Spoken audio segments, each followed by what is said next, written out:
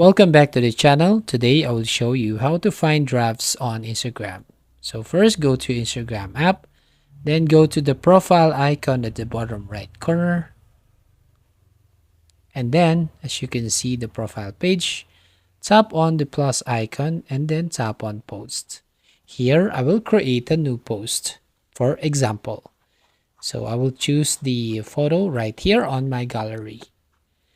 And then I will choose this and tap the arrow button. Go again and tap on arrow button. Now here, I will type the caption text right here, for example.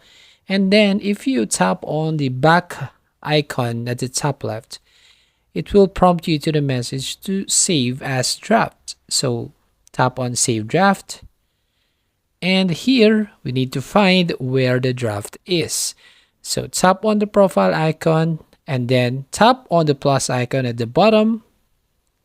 Then as you can see here, the drafts tab, and you will see all the drafts right over here. So that's it. If you find this helpful, don't forget to subscribe and ring the bell icon to notify you to the next video.